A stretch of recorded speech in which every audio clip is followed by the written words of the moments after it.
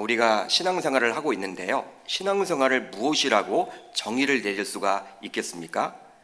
사전적인 의미를 살펴보게 되면 절대자를 믿고 따르며 종교에 의지하는 영적인 생활이라고 할 수 있는 것이죠.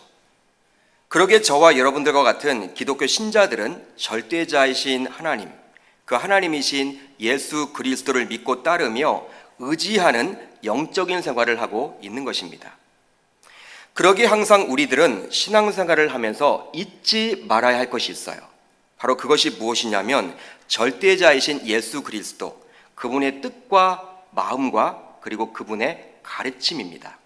여러분 아멘입니까? 예수님의 그 마음과 뜻과 그 가르침을 정확하게 알아야지만 제대로 신앙생활을 해나갈 수가 있는 거예요.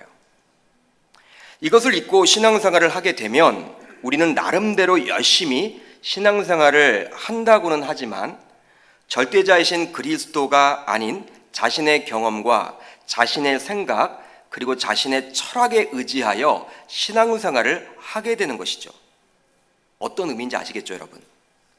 따라서 우리는 지속적으로 하나님의 말씀을 통해서 나 자신의 신앙생활을 점검해 가야만 합니다.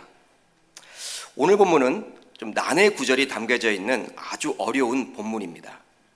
우리 신학자들 또 주석가들도 참 여러 가지 이렇게 고민이 되는 그러한 구절 가운데 한 가지예요.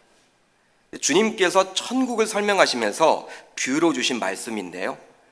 그런데 천국은 우리의 신앙의 여정과 밀접한 관련이 있기 때문에 이 비유를 통해서 우리가 어떻게 신앙생활을 해야만 하는지에 대해서 잘 살펴볼 수가 있습니다. 우리가 보통 이 비유를 천국 비유라고 이야기를 하기 때문에 천국에 관련된, 그러니까 천국은 어떠한 곳이다 라는 설교는 많이 들으셨죠. 그렇기 때문에 저는 신앙생활에 대해서 한번 이 본문을 가지고 좀 묵상해 봤습니다. 그런데 여러분, 이 말씀을 읽어내려다가 보면요, 우리 이성적인 잣대에 비춰볼 때 자칫 이해가 잘 되지 않은 내용이 나와요. 그 내용이 무엇이냐면 바로 공정함에 관련된 이야기입니다. 공정함에 관련된 문제예요. 이 세상에서 공정함은 공명정대함을 이야기합니다. 즉 공평하고 올바른 것을 말하죠. 누구나 그것을 추구합니다. 즉 누군가 손해를 본다고 생각되어서는 결코 공정하다라고 할 수 없는 거예요. 요새 한 기업체에서 정부의 고위직 혹은 정치인들의 자녀들과 친인척들이 불법적으로 채용되어서 사회적인 이슈가 되고 있습니다. 이 문제를 놓고 국민들, 특별히 청년들이 분노를 하고 있어요. 왜냐하면 필기시험에서 분명히 떨어졌지만 누구는 부모를 잘 만나서 최종 합격이 되었기 때문입니다. 청년들은 이 문제를 놓고 대한민국의 공정함이 사라졌다며 분노하고 있어요. 이렇게 기업체 채용 비리는 많은 사람들의 분노를 사게 됩니다.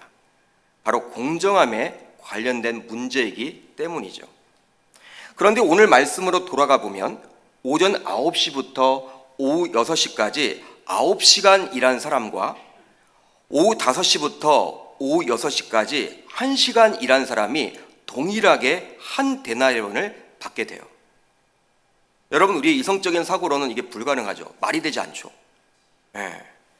9시간 일한 사람과 1시간 일한 사람이 동일하게 한 데나리온을 받게 돼요. 바로 포도원 주인으로부터 말이죠. 아니, 오전 9시 이전에도 이미 포도원에 들어가서 일한 사람이 있음을 2절과 3절 상반절을 통해서 알 수가 있는데요. 이렇게 나와 있어요. 그가 하루 한 데나리온씩 품꾼들과 약속하여 포도원에 들여보내고 또 제3시에 나가보니, 유대력으로 3시는 지금의 오전 9시를 이야기합니다. 그러니까 오전 9시 이전에도 포도원에서 일한 사람이 있음을 우리는 추측해 볼 수 있는 것이죠. 그러기에 요새 청년들에게 이 말씀을 가지고 그들의 의견을 묻게 되면 말도 되지 않는다며 결코 수긍할 수 없다라고 할지도 모르겠습니다. 이 본문의 말씀을 가지고 물어보면 어쩌면 일부 청년들은 청와대 게시판에 부당함을 청원할지도 몰라요. 20만 명 이상 되면 그 청원에 동조를 하게 되면 정부에서 공식적으로 개입을 하게 되죠. 답을 줄 수밖에 없는 구조입니다. 아마 여러분 20만 명이 뭡니까? 200만 명이 여러분들 거기 막 동조를 할 거예요. 나라가 막 뒤집어질 거예요. 사회적인 이슈가 될 거예요. 지금 모 기업에 여러분 그러한 사회적인 이슈는 오히려 덮일 만큼 이건 여러분 완전히 말도 되지 않는다라고 청년들이 이야기할 겁니다. 왜냐하면 분명히 공정함에 훼손이 오게 된 사건이기 때문이죠. 그런데 본문을 보십시오. 본문을 보시면 실제로 1시간 일한 자보다 훨씬 일을 많이 한 사람들이 1시간 일한 사람과 마찬가지로 동일하게 한 데나리온을 주인에게서 받게 돼요. 그러자 많이 일했던 자들이 주인에게 따지기 위해서 모여들었고 주인을 원망까지 하게 됩니다. 그러면서 그들은 다음과 같이 말을 하므로 자신들이 왜 1시간 일한 자들보다 더 많이 받아야 한다라는 거, 더 많이 왜 받아야 하는지에 대해서 이유를 말하고 있어요. 그 부분이 어디에 나와 있습니까? 12절을 보면 이렇게 나와 있죠. 나중 온 이 사람들은 1시간밖에 일하지 아니하였거늘 그들을 종일 수고하며 더위를 견딘 우리와 같게 하였나이다. 여러분 어떤 의미입니까? 말도 되지 않는다. 어떻게 1시간 일한 자와 우리를 같이 취급할 수가 있습니까? 우리들은 이 뙤약볕에 이 더위를 무릅쓰고 그렇게 막노동을 했는데 이 포도원에서 일을 열심히 했는데 오후 5시면 여러분 해가 질 때 아니에요. 그때 와가지고 1시간 일한 사람과 어떻게 우리를 동일하게 대우를 해줄 수 있습니까? 라고 이야기하고 있는 것이죠. 한마디로 자신들은 1시간 일한 사람과는 비교할 수 없는 노동의 강도를 감수했기 때문에 더 많이 받아야 한다라는 논리를 이야기합니다. 그러면서 주인에게 공정하지 않다라고 따지고 있는 거예요.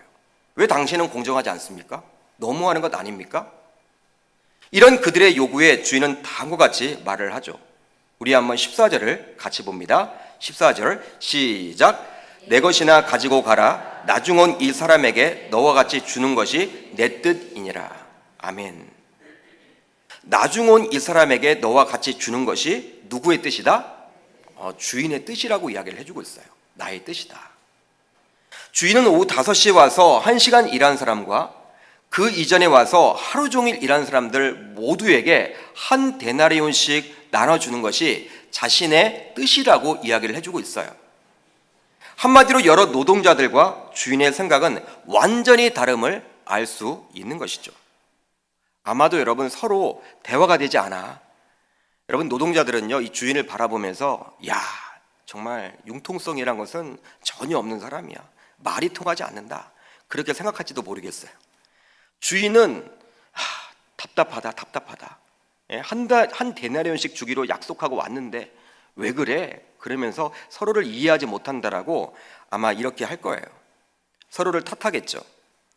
여러분 이 말씀을 보면서 요사이 노사 간에 서로 의견을 좁히지 못해서 일부 회사의 경영 자체가 더욱더 어려워지는 경우가 떠올려지더라고요.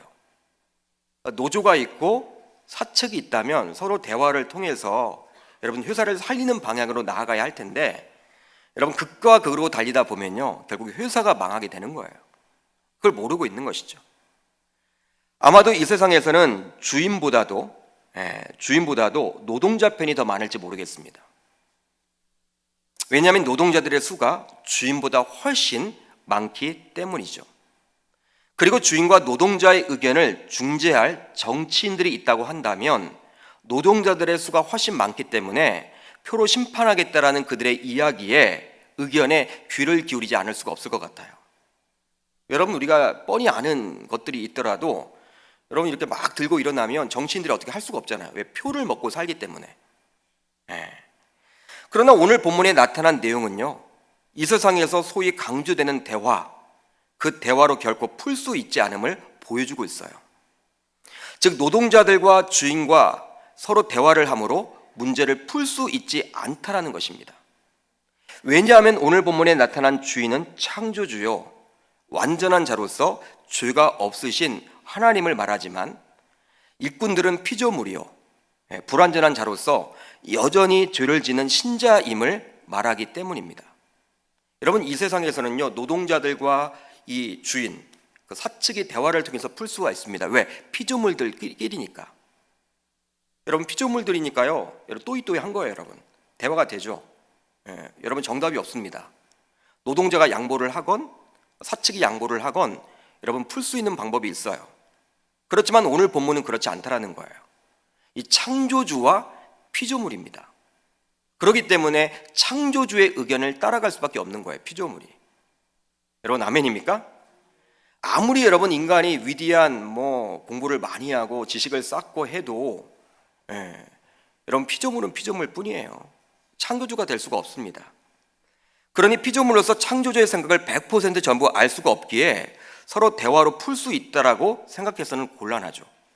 성도 여러분, 오늘 비유에 나타난 주인은 하나님이시기에 피조물인 일꾼들은 그 하나님의 뜻을 무조건 따라야만 합니다. 자신의 생각과 다소 대치되더라도 피조물로서 창조주를 이겨먹을 수는 없는 거예요. 자신의 얄팍한 생각을 가지고 어떻게 창조주의 큰 뜻을 모두 이해할 수 있겠습니까?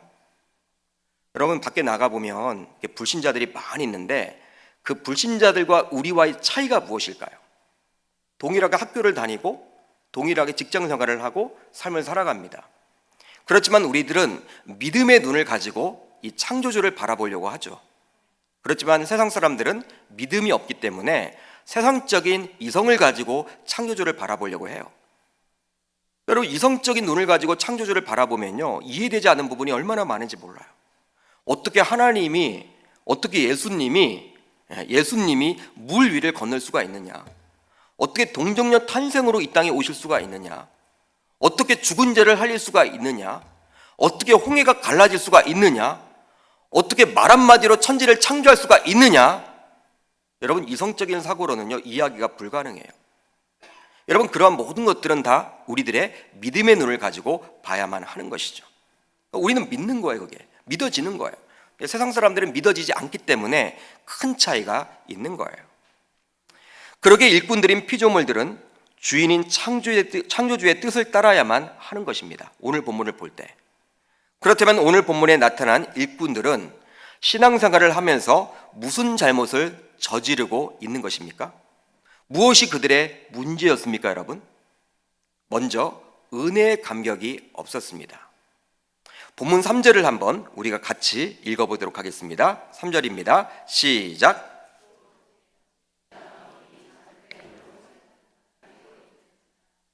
여러분 3절 가운데 이 부분을 줄을 쳐보세요. 장터에 놀고 서 있는 사람들이 또 있는지라. 여러분 본문 6절로 7절 상반절을 보면 이렇게 나와 있습니다. 제가 읽어드리죠. 제11시에도 나가보니 서 있는 사람들이 또 있는지라. 이르되 너희는 어찌하여 종일토록 놀고 여기 서 있느냐. 이르되 우리를 품꾼으로 쓰는 이가 없음이니이다. 서 있는 사람들이 또 있는지라. 이르되 너희는 어찌하여 종일토록 놀고 여기 서 있느냐. 이르되 우리를 품꾼으로 쓰는 이가 없음이니이다. 이 부분에 여러분 줄을 한번 그어보세요. 우리들이 본문을 보면서 오해하기 쉬운 점이 한 가지 있습니다. 무엇이냐면 오후 5시에 부름을 받은 자들은 할 일이 없었지만 오전 9시에 부름을 받은 사람은 할 일이 많았어요. 할 일이 많았지만 그들이 이 포도원을 선택해서 일하게 되었다라고 착각하기 쉽다라는 것입니다. 그러나 이것은 엄연한 착각이에요. 오전 9시에 일하기 시작한 자들도 장터에서 놀고 서 있던 자들이었습니다. 그러니까 일이 없었어요, 여러분. 그러니까 일자리를 구하지 못한 거예요. 그런 자들에게 주인은 다가가서 포도원에서 일하도록 배려한 것뿐이죠. 여러분 누가 누구를 배려했습니까? 주인이 놀고 서 있는 그들을 배려한 거예요. 오후 5시에만 서 있던 자들을 배려한 것이 아니라 오전 9시부터 계속해서 여러분 배려하고 있는 거예요. 그 이후에도 정오에도 나가봤죠. 그리고 오후 3시에도 오후 5시에도 계속해서 나가서 놀고 있는 자들에게 기회를 베풀어 준 거예요. 그러니까 주인이 주고 있는 거예요. 주인의 배려가 없었더라면 그들 모두는 굶어 죽을 수밖에 없을 것입니다. 왜 주인이 품꾼들에게 한 데나리온을 주겠다라고 약속을 했을까요, 여러분? 여러분 한 달란트도 있고 두 데나리온도 있고 5 데나리온도 있고 굉장히 많을 텐데 왜 한 데나리온이라고 굳이 이렇게 기록을 구체적으로 해주고 있을까요? 당시 유대 사회 속에서 한 데나리온은 작년의 하루 일당과도 같은 금액이었습니다. 하루 동안 작년이 열심히 일하면요, 벌 수 있는 금액이 바로 얼마였다? 한 데나리온이었어요. 그러기에 그들에게는 꼭 필요한 금액이었습니다. 이것이 없으면 당장 입에 풀칠을 할 수 없기 때문이죠. 여러분, 그러기 때문에 매일매일 이렇게 살고 있는 그 품꾼들이잖아요. 이 품꾼들이라는 것은요, 매일매일 나가서 노동을 해야지만 입에 풀칠을 할 수 있는 사람들이었어요. 그날따라 일이 없어서 이제 오전 9시에도 길에 서 있었고, 정오에도 서 있었고, 오후 3시에도, 오후 5시에도 이렇게 놀고 서 있는 사람들이 많았던 거예요. 집에 돌아갈 때 여러분, 그 한 데나리온을 가지고 가야지만 시장에 가서 먹을 것을 살 수가 있는데, 그러지 못한 사람들이 지금 많았음을 보여주고 있는 것이죠. 그런데 그들은 어떤 생각을 가졌습니까, 여러분? 자신들을 부르는 자들이 많은데 마치 자신들이 포도원을 선택한 것처럼 착각을 했던 거예요. 그것에 문제가 있는 것입니다. 한마디로 개구리가 올챙이였던 적을 생각하지 못한 것이죠. 그들 모두 자신들의 본래 처지를 기억하고 있었더라면 품꾼들은 무조건 감사할 수가 있었겠지만, 오늘 본문에 나오는 품꾼들은 본래 자신들의 처지를 기억해내지 못하고 있었던 것 같습니다. 그러다 보니 은혜의 감격이 없었던 것이죠. 사랑하는 성도 여러분, 이 시간 우리들의 신앙생활도 한번 점검해 보았으면 좋겠습니다. 우리들 가운데 본래 하나님 앞에서 당당하게 신앙생활을 할 수 있는 자가 얼마나 되겠습니까? 우리 모두 빛에 속하지 못하고 어둠에 속했던 자였어요. 죄에서 허우적거리며 살았던 자였습니다. 남미의 아마존 정글에 가보게 되면 늪이 가장 무섭다고 합니다. 여러 가지 곤충들도 있고 여러 가지가 많이 있겠지만 가장 무서운 것이 늪이라고 이야기를 해요. 진짜 선교사님에게 제가 들어봤어요. 그래서 이 남미 정글을 가게 될 때는 혼자 가서는 곤란하대요. 여러 명이 되도록 같이 가야 한다고 이야기를 하더라고요. 왜냐하면 늪에 빠지게 되면요, 아무리 혼자서 그 늪에서 벗어나려고 발부등을 쳐도 결코 빠져나오지 못하고 오히려 깊숙하게 들어간다는 거예요. 여러분, 가만히 있으면 그냥 그대로 있는데 사람이란 게 그렇지 않죠? 늪에 빠지게 되면 거기서 살아나려고 막 여러분 아우성 치다가 그냥 더 깊이 빠지는 거예요. 그러다 보니까 늪이 무서운 것입니다. 아무리 스스로 빠져나오려고 노력을 해도 결코 빠져나올 수가 없다라고 이야기를 하는 거예요. 그런데 우리 인간의 삶이 바로 그렇다라는 것이죠. 아무리 어둠에서 벗어나려고, 죄에서 자유하려고 노력을 하지만 벗어날 수가 없었던 우리들, 그렇지만 성부 하나님께서 성자 예수 그리스도를 이 땅에 보내셔서 그 핏값으로 저와 여러분들을 벗어나도록 해주셨다라는 사실입니다. 즉, 어둠에서 빛으로, 악령에 사로잡혔던 인생을 성령에 사로잡혀서 살도록 해주셨다라는 거예요. 여전히 여러분 죄를 짓습니다. 그렇지만 우리의 신분이 달라졌죠. 그 이전에는 사단에 속한 사람이었다면 이제는 하나님의 자녀로서 당당하게 살아갈 수 있게 되었다라는 것입니다. 여러분, 이것은 바로 우리 주님의 배려죠. 우리 주님의 배려입니다. 마치 홀로 늪에서 빠져나올 수는 없지만 누군가의 도움을 받아서는 빠져나올 수 있는 것과 마찬가지로 말입니다. 그러나 분명한 것은 우리의 스펙이나 우리의 경험이나 그리고 우리의 수고 등이 아니라 전적인 하나님의 은혜로 우리들은 구원을 받고 하나님의 자녀로서 신앙생활을 해나가게 되는 거예요. 여러분, 우리가 잘났기 때문에, 세상 사람들보다 뭔가 잘났기 때문에 우리가 이 자리에 있는 게 아니라는 거예요. 전적인 하나님의 은혜라는 사실입니다. 즉, 이 자리에 나온 우리들 모두 신앙생활을 하고 있는데요, 우리의 의지와 결단으로 이 자리에 결코 나올 수 있는 것이 아닙니다. 하나님의 전적인 은혜로 나올 수 있는 것이죠. 여러분, 그런 믿음의 고백을 해나갈 수 있기를 바랍니다. 목사님, 저는 이 금요성령 집회 내 결단으로 나왔습니다. 내 의지로 나왔습니다. 여러분, 하나님이 환경을 열어주신 거예요. 여러분, 급한 일이 생기고 어떤 여러분 긴급한 일이 생기게 되면요, 이 자리에 나오고 싶어도 나오질 못하잖아요. 건강이 여의치 못하면 나오질 못해요. 나올 마음을 주셨잖아요, 여러분. 그래도 어떤 분들은 괜히 특송을 여러분 부담스러워 하더라고요. 특송. 그렇지만 특송이 있기 때문에 나오시는 분들이 있어요, 여러분. 그런 환경을 열어주신 거예요. 여러분, 우리의 노력으로 나온 것이 아닙니다. 주님의 은혜가 아니고서는 어느 누가 신앙생활을 제대로 할 수가 있겠습니까? 그러니 우리들은 주의 은혜를 꼭 기억하며 신앙생활을 해나가야 하는 것이죠. 그렇다면 이곳에 나오신 여러분들은 신앙생활을 하고 있으신데요, 하나님의 은혜에 대한 감격이 과연 있으십니까? 그 은혜에 대한 감격이 과연 있으세요? 감격이 있다면 바른 신앙생활이요, 진정한 신앙생활을 하고 있는 것입니다. 그렇지만 감격이 없다면 참된 신앙생활이라고 할 수 없는 거예요. 저와 여러분들 모두 주님이 베풀어 주신 그 은혜를 기억하셔서 은혜의 감격 속에서 멋진 신앙생활을 해나갈 수 있기를 주님의 이름으로 축복합니다. 항상 여러분 떠올려야 하는 거예요. 내가 은혜 받았던 적이 언제인가? 내가 하나님 앞에 요새 은혜 받은 적이 있는가? 지난 한 달 동안, 여러분 오늘이 이제 3월 마지막 금요성령 집회예요. 우리가 4번의 금요성령 집회를 3월 동안 치루었는데, 또 우리가 이번 주까지 하게 된 5주째 이제 주일을 맞이하게 되는데, 또 지난 31일 동안, 오늘이 29일이죠. 31일 동안, 한 달 동안 우리가 은혜 받은 적이 과연 언제인가? 여러분 그 감격을 꼭 기억할 수 있기를 바랍니다. 여러분 1년 전에, 2년 전에, 5년 전에 은혜 받았던 것, 여러분 그걸 떠올리지 마시고 자꾸 여러분 은혜를 받을 수 있는 그 장에 여러분들이 서 있기를 주의 이름으로 축복합니다. 다음으로 공로자 의식을 가지고 있었습니다. 공로자 의식을 가지고 있었다. 본문 10절을 한번 같이 읽어보도록 합니다. 10절입니다. 시작.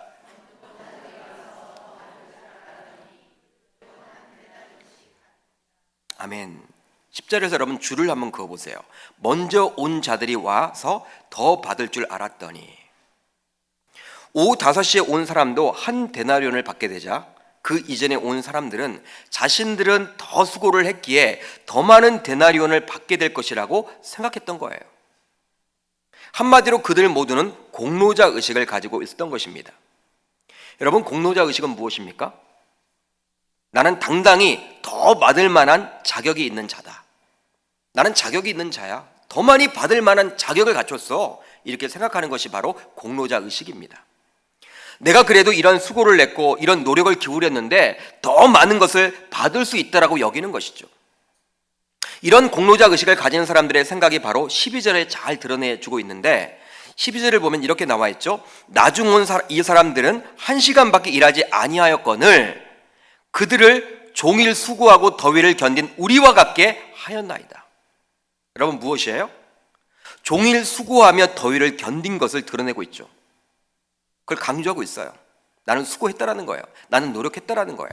나는 시간을 많이 들였다라는 거예요. 그러게 공로자 의식은 자신의 의를 드러내는 것입니다. 자신의 의로움을 드러내는 거예요. 그러나 사도 바울은 신자로서 이러한 공로자 의식이 아닌 빚진 자 의식으로 살아야 함을 말해주고 있습니다. 여러분 공로자 의식이 아니라 빚진 자 의식으로 살아가야 한다는 거예요. 로마서 1장 14절을 보면 이렇게 나와 있죠.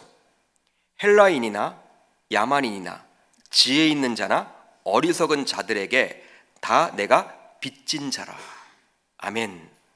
다 내가 빚졌다. 이런 빚진 자 의식은 바로 연약하기 그지없는 나 자신을 위해서 하나님께서 은혜를 베풀어 주셨고, 이제 그 은혜를 주변 누군가에게 베풀면서 살아가야 하겠다라는 생각을 말하고 있는 거예요. 나는 은혜 받을 자격이 전혀 없는데 하나님이 나에게 은혜를 베풀어 주셨어요. 그렇다면 이제 주변 사람들에게 내가 그 은혜를 베풀며 살겠다라는 그 다짐이 바로 빚진 자의 의식이에요. 바울은 복음의 빚진 자로서 평생도록 살았던 인물이었습니다.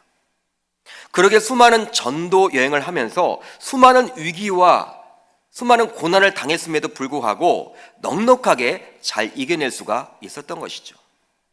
그리고 기쁨으로 그 사역을 감당해낼 수가 있었던 것입니다. 수많은 죽음의 위기, 굉장히 여러분 죽음의 위기를 많이 겪었죠.